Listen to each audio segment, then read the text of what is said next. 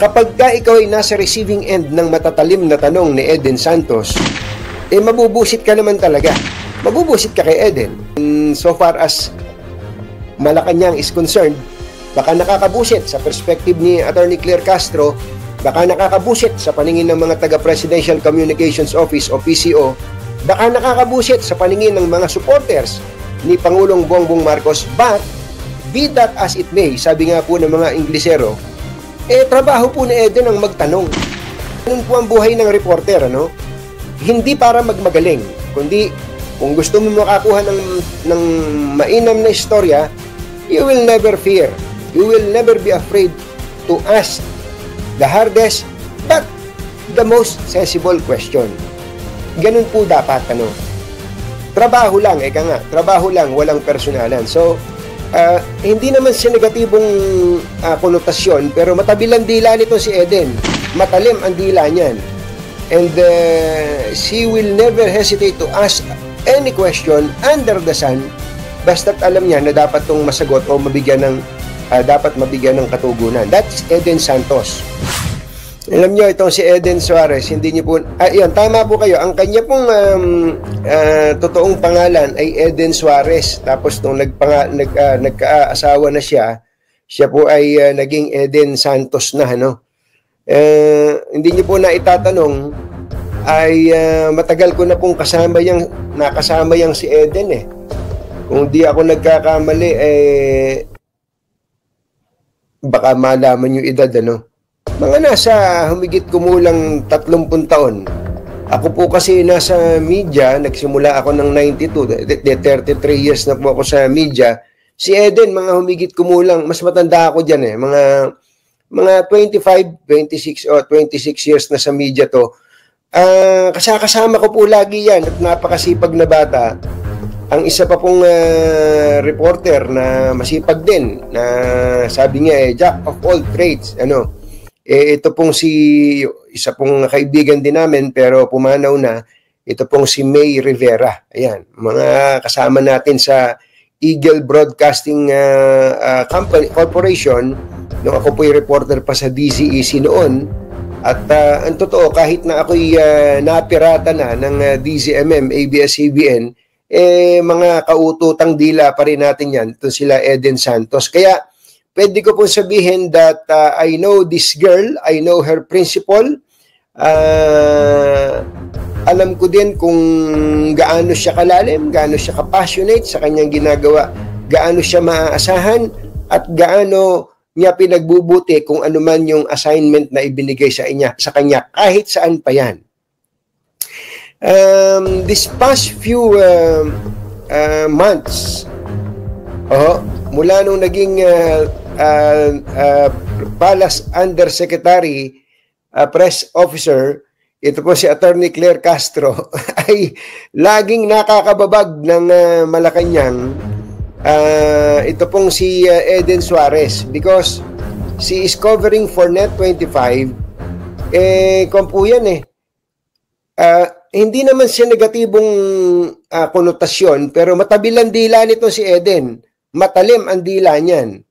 And she will never hesitate to ask any question under the sun, basta't alam niya na dapat itong masagot o dapat mabigyan ng katugunan. That's Eden Santos. Siyempre, kapag ka ikaw ay nasa receiving end ng matatalim na tanong ni Eden Santos, mabubusit ka naman talaga. Mabubusit ka kay Eden. In the same manner, naalala ko tuloy, when I was Vice President of Malacanang Press Corps, nung nagko-cover po ako ng dating Pangulong Gloria Macapagal Arroyo, at araw-araw ang humaharap sa amin sa presscon was then Presidential Spokesperson Rigoberto Tiglao. Nabubusit din sa amin si Rigoberto Tiglao, sapagkat ako, kasama ko si Vic Sumintak at saka itong si Hilka Bakungan, we're always asking the hardest question siguro sa press corps na wala po sa outline o sa script, so to speak, na inilalatag po nila. So talagang ganun Ganun po ang buhay ng reporter, ano? Hindi para magmagaling, kundi Kung gusto mo makakuha ng mainam na istorya, you will never fear. You will never be afraid to ask the hardest but the most sensible question. Ganun po dapat, trabaho lang, trabaho lang, walang personalan. So, si Eden po, laging nagtatanong ng nakakabusit in so far as Malacanang is concerned. Baka nakakabusit sa perspective ni Attorney Claire Castro, baka nakakabusit sa paningin ng mga taga-Presidential Communications Office o PCO, baka nakakabusit sa paningin ng mga supporters ni Pangulong Bongbong Marcos, but be that as it may, sabi nga po ng mga Inglesero, trabaho po ni Eden ang magtanong. Opo, trabaho po ni Eden ang magtanong. Kaya nga tanong di ba? Kaya nga siya reporter. Ang trabaho po ng reporter is basically to inquire, to elicit answer from a resource person. Taga Malacanang press corps po siya. So, ang laging nakaharap po sa kanya, ito pong si Attorney Claire Castro. Okay. Hindi naman po siguro ipagkakaila ng Malacanang na nabubusit sila kay Eden Santos. At marami na po tayong mga napanood na mga video clips, marami na po tayong napanood ng mga vlogs, pati nga yung mga vloggers na mahilig mag-fake news, kine-carry yung mga tanong ni Eden Santos sa Malacanang. So, depende nga kung saan ka nakatayo, matutuwa ka, on the other hand, ay mabubusit ka naman kay Eden wherever you stand. Ano po? Kung saan ka nakatayo. Eto na po mga kaibigan. Eto na sinasabi nating mga tulongge sa Malacanang. Anyway, mabalik lang ako na ganun talaga ang buhay ng reporter at buhay ng government official. They are always adversarial to each other. Ano po? Pero ang kagandahan naman, in fairness kay Attorney Claire Castro, tingin ko naman hindi naman niya itinuturing na kaaway si Eden Santos. Ito galing sa puso ko to. Ang tingin ko, ang basa ko, si Attorney Claire Castro, hindi niya itinuturing na kaaway si Eden Santos, bagamat paminsan-minsan, nabubusit siya ni Eden Santos. Katunayan, meron niyang isang larawan na pinadala pa sa akin si Attorney Claire Castro, At meron ba tayo nung yung picture na alam ko pinost din ng Net25 yun ayan, tingnan niyo na. Naglalambot chingan pa naglalambot siya, tingnan niyo na Sino mag-iisip na magkababag sila? So tingin ko between Claire Castro and Eden Santos, mayroon mang animosity every now and then, ay hindi sila magkaaway. Kaya lang, may mga tulongges talaga sa Malacanang na hindi yata alam kung anong kanilang trabaho. Naturingan pa naman na sila'y mga dating reporter. Alam niyo po ang tinutukoy ko? Isa pong kabuktutan, didiretsuhin ko na, isang kabuktutan ang ginawa ng isang tulongges dyan sa Malacanang. Ang pangalan po nung taong yan, ito alam ko nakasama ko ba sa coverage to, pero ako po kasi, when I was a reporter, nag-cover ako ng police beat, ng general assignment, ng PNP, ng Camp Aguinaldo, ng courts, ng Congress, ng Senate, ng Malacanang, ng sports, ng business. Yun po ang aking assignment. Pero hindi ko matandaan kung nakasama ko sa coverage itong si Errol Kabatbat, ASEC Errol Kabatbat Mantakin ninyo mga kababayan, nagsulat itong si Errol Kabatbat ng liham sa Net25. Ito pong si Assistant Secretary Errol Kabatbat. At alam niyo ba ang kanilang sinasabi sa sulat na ito, mga kababayan?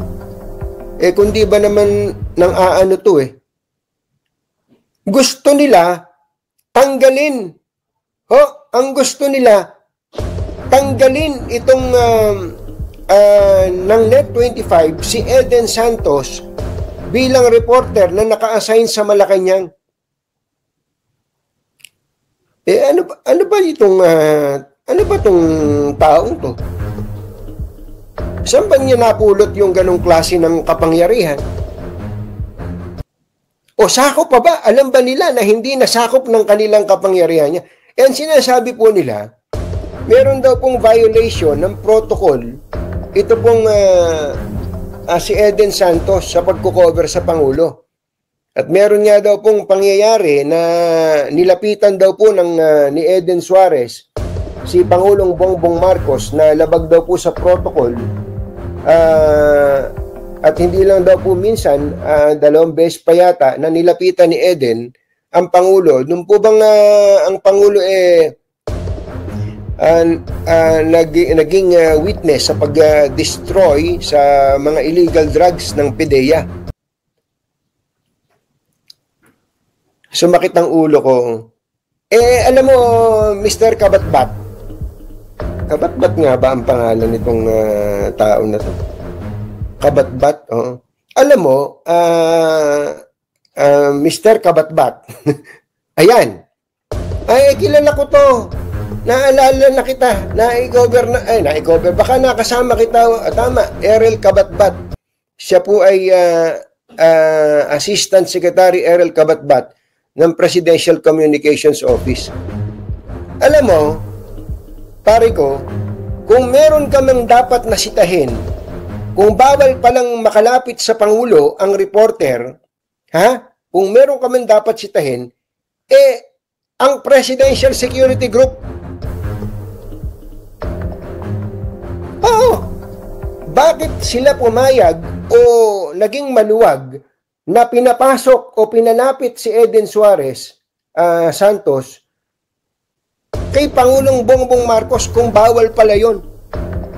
Higi nga. Kung meron talagang mga pwestong hindi pwedeng puntahan ng reporter sa pagkukover sa Pangulo, dapat makikita mo talagang hindi makakapasok. Isip-isipin mo. Asek papaliwanag ko lang sa iyo. Isip-isipin mo. Kung ginagawa nyo ng issue itong paglapit ni Eden Suarez Santos sa Pangulo, kung ginagawa nyo issue yan, dapat gawin yung issue. Ganun ba kaluwag ang pagbabantay ng PSG kay Pangulong Bongbong Marcos? Paano ko ang lumapit sa Pangulo may daladalang stick ng banana cute, sinaksak na lang sa leeg ang Pangulo? Di ba? Hindi ba? Di ba? Bakit yun ang sisisihin mo, yung reporter? Ang sisihin mo, yung PSG. At ngayon, dahil dun sa sinasabi niyong paglabag ni Eden Suarez Santos sa protocol, hihilingin mo na tanggalin o pinatatanggal mo sa Malacanang press corps si Eden at palitan ng ibang reporter, sino ka? Baka kayo dapat napalitan dyan. Hindi kaya kayo ang dapat natanggalin dyan? At dahil hindi nyo naman yata naiintindihan yung trabaho ninyo?